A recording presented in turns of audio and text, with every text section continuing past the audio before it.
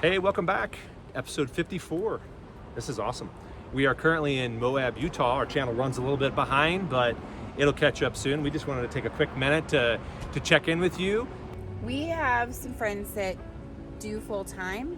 We were able to catch up with them at Babbler in St. Louis. They do it totally differently. So the things that are important to them, Right. I guess in discussing with them, we found out were not the same things that were important to us. Not everybody does this full-time stuff in the same manner. They do it with smaller rigs, trailers, Right. fifth wheels. Anyway, So if you're thinking about camping or maybe traveling, we thought their story, the RV Pilgrims, would help you. They're a retired couple with a dog, totally different family model, but we learned a lot just camping next to them because they've been at it longer than we have. So the way the RV community helps each other was evident. So I interviewed RV Pilgrims while you were out with your sister, I think, and did a little rig tour. So they've got a little Lance travel trailer and a truck. And so we thought it would be helpful. We gained insight. We thought you might get some pointers and tips. Plus their story is just interesting yeah, too. you always want to look at and see how they've had issues, problems, challenges, and how they've resolved it, because that can help you. This is such a blessing to be able to travel. It comes with challenges for sure, but most days like today, the benefits outweigh Way outweigh. the days where you're like, ah. Yeah, even your most cynical child will say, okay, this is pretty cool. So Yeah. So join us for an interview with RV Pilgrims to learn about them and their rig setup now. I am here with good friend Brad Kidd from RV Pilgrims. Deanna is actually out shopping with her sister right now to get all the things that we need for the transition from a fifth wheel to a Class A. It's been a lot of fun. The kids are having a blast here in Missouri. Not quite as nice as Southern California though. I don't know about the bugs, Brad, and the heat and the humidity. We're from here and it's like we forgot. We came home to St. Louis in July and wow. So we're here in a kind of an ideal spot. We just rained and kind of cooled off and we're beating the heat. But today on our channel, we are sharing the journey of another full-time traveling family, RV Pilgrims. We met through a mutual friend, through our faith, and made that introduction early on, and Brad was super helpful for us with, especially you're from out west, and so as we were talking about Flagstaff and Phoenix and everything, all out west, he was an amazing resource. Our goal with SFRE is to inspire families that even if you've got young kids, that doesn't have to hold you back. You can still get out and make memories and travel full time.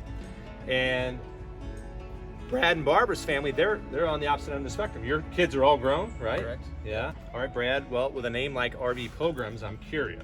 And I bet other people are too. Is it more like pilgrims founding in the country, or what's the inspiration?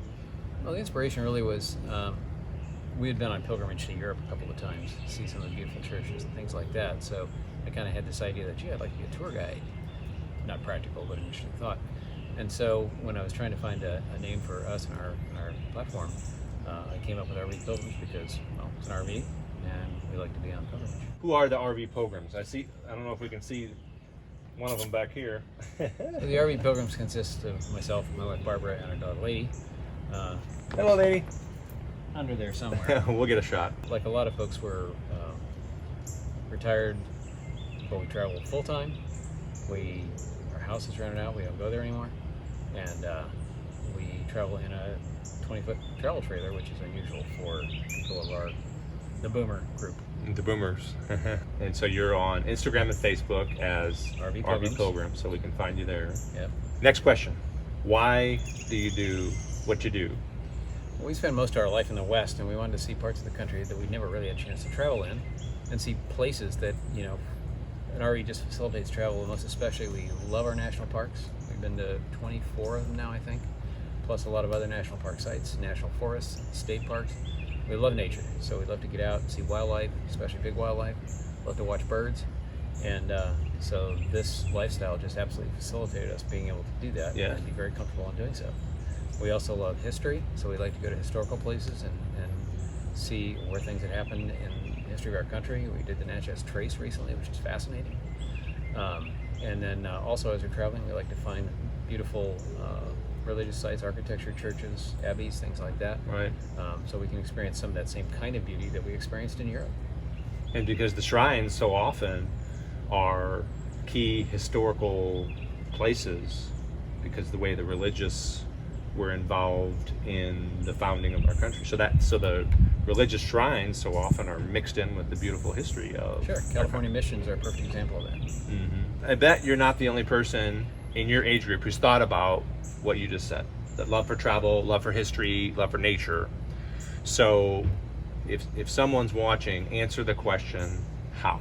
How do you pull it off? So the how for us really is a truck and trailer, and it was really important to us to be able to get into campgrounds in national parks and state parks, many of which were built in 20s and 30s, so they're not designed for large rigs. Also, we like the idea of being able to leave the house behind and take our tow vehicle, our truck, and go and see stuff that we can't see and not have to pull the trailer to do it. Or sometimes, Barbara's gonna stay back in the rig and do whatever she does, and I need to go into town, do some shopping, or take care of errands. It gives us that flexibility. So right. The flexibility was huge, while still staying, where we can get in and out of virtually anywhere. Right. Can you think of an example of a time where you three got to see something that, because of the way you're set up, that you were like, man, I'm really glad we got the truck. I'm glad we were able to leave the camper behind, because look at what we just experienced. Recently, we're in Great Smoky Mountains National Park, and we were staying in the Cades Cove campground, which is in the southern end of the park. And Great Smokies, especially Cades Cove area, is famous for black bears. They have more black bears than people down there. Of course, we had left the trailer behind in the campground. We had our truck. We pulled over into a little parking area, and we no sooner got out of the truck and we're starting to climb up on the back of it so we'd have a good vantage point, and a mama bear and her 3 cubs came out of the woods, probably 50 feet behind us, and they came right out of the trees, and they started foraging right along the edge of the road. So literally they worked their way toward us, got to the point where they were across the road from where we were sitting on our truck. Very glad we were on top of our truck, and they continued to forage directly opposite us. Mama bear goes up and she starts tearing apart this log to get the bugs out of it, and her 3 cubs are up there learning how to do that. And we watched the whole thing, and all these other folks who were out on the same drive had to keep going by because there was nowhere to park. So that was a good example of where being able to take the truck and go out and leave our house behind worked out really well. So where are you hoping to explore? Well, we still got lots of national parks to see. We did a little bit of the east on this trip. We want to come back. We're hoping next fall to be able to start in the north and follow the autumn leaves changing all the way down the east coast of Florida. So that's kind of one of our goals. We are hoping to go to Alaska, and we want to see parts of Canada as well. All right, awesome. All right, so next question. As people might be dreaming about doing this, what are some of the challenges? Like what stands in your way? So you've been at this how long now? 2 years. 2 years. So as people imagine, what might impede, what are some of the challenges that you've embraced and then turn them into opportunities? Well, one thing is that we all have limitations, and it's really important to not think that your limitations are going to drive everything. There's a lot of things you can overcome with a little creativity. Also, the thing that really worked for us was figuring out a configuration of a rig that would meet all of our needs as far as sleeping comfort, have enough space to live in, but also to keep it small enough to be able to go the places we want to go, to be able to boondock, to not be dependent on hookups. So we can go 9-10 days without ever hooking up to anything. Right. Not needing to fill water, not needing to dump tanks, all of that. So that gave us a tremendous amount of flexibility in terms of where we can go, what we can see, and how long we can stay. How are you able to do that? You were telling me that what did you arrange so that you can run your air, you don't need to be hooked up but you have to let the truck engine run. Right. Well, we used to have a generator. We went with a different configuration when we put in our inverter, which basically allows us to charge our batteries and actually run our air conditioning off the truck. It's a DC to DC charging configuration. But I think the key thing there is air is a limitation. I mean, air conditioner is the thing that will pull the most power. It's hard to use your air very much without a hookup. If you don't need your air, and our solution to that is if it's too hot, go someplace cooler. Yeah. which is why we're here, not because it's cool here, but because we're on the way to someplace cooler. So generally, I mean, in the 2 years that we've been traveling, I don't think we've used our air conditioner more than 4 or 5 nights, 4 or 5 times in either rig. But the other things that we have that give us location independence, we did recently put an inverter. That's kind of a luxury. It gives us the ability to use our microwave and blender and things like that, which we didn't do before when we weren't hooked up. But we also have a pretty nice internet setup as far as being able to connect to cellular internet. And that was obviously critical when I was working, and it's still really important to us because one of the best sources of information on how to RV, how to get started full time, what to do, what to buy, is YouTube. YouTube is a huge resource, and a lot of great content creators like SFRE that put not just pretty travel videos out, which are great, but also how to do this, how to do that. Right. And we learned a huge amount from that. Since we have a Lance, we get on the Lance Owners Forum. You got a question, somebody's got an answer. Yeah. And so things like that are a tremendous benefit. Well, obviously you've got to connect to the internet to do that. Right. One of the things we learned from some of those videos is that you can't rely on campground Wi-Fi.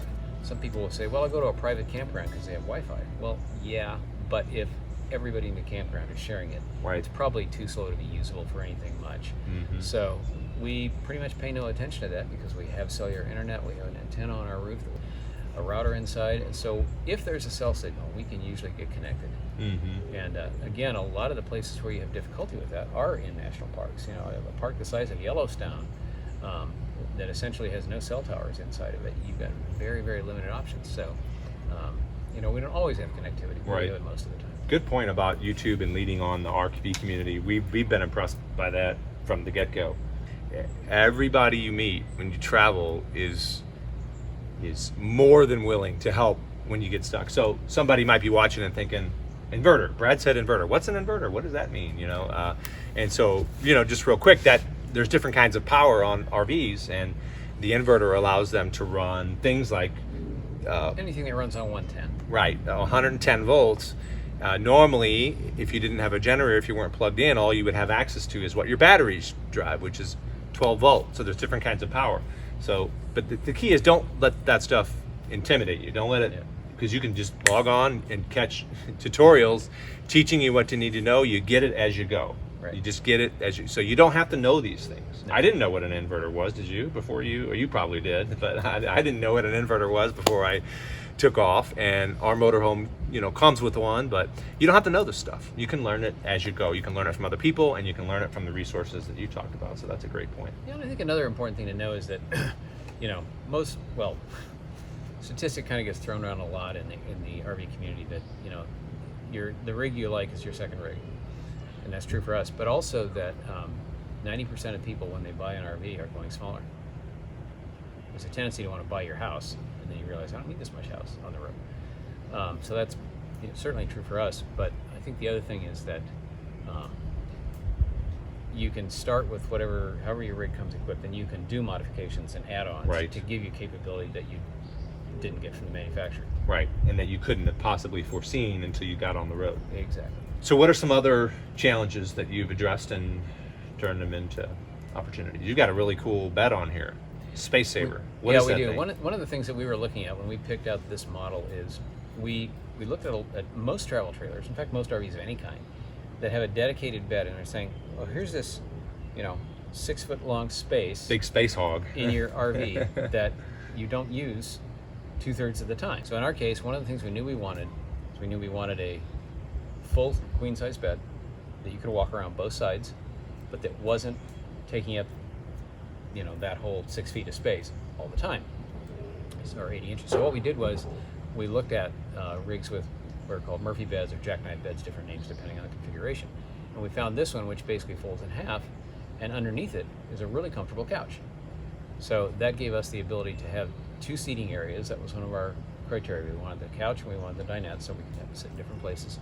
And also, we didn't want to occupy all that bed space when we weren't using it. All right, so one of the limitations I think a lot of people might be thinking is setup. I mean, just managing the hitch and the weight, and how long does it take you to, when you arrive, how long before you hit your campsite, you're ready to go somewhere and do something?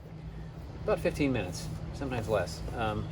First of all, practice makes perfect. So once you do it over and over again, you kind of got your everything down, get your checklist figured out, that makes a big difference. But also, we can get back in,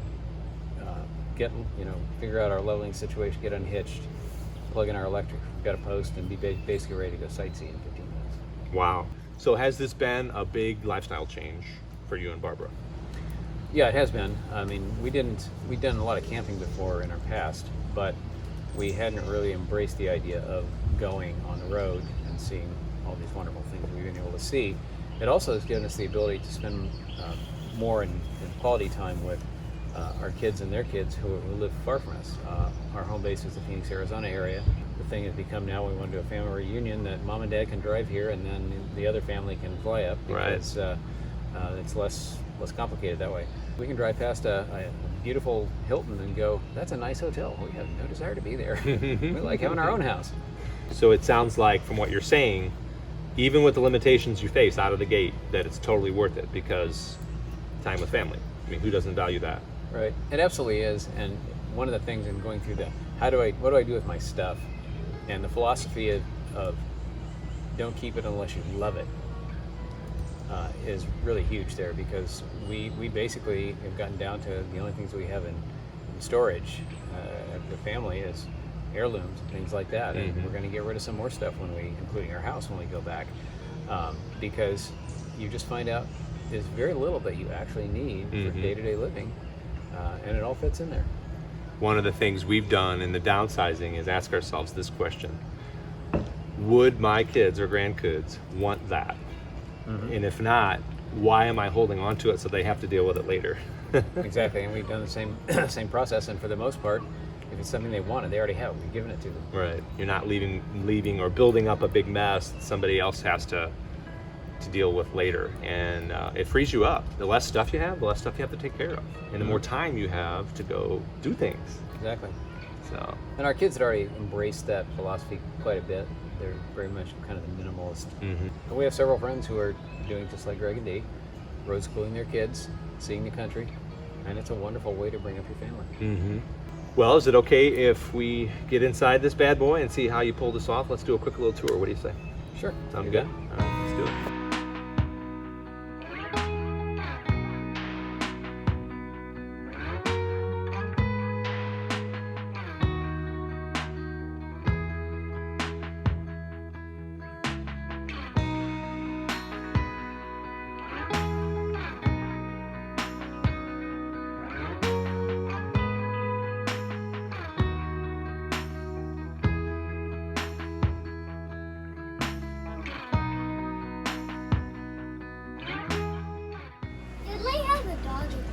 We have a doggy bed. Two doggy beds. Do you sleep in the night of your house? Yeah, she sleeps inside with us at night. Yeah, it's true.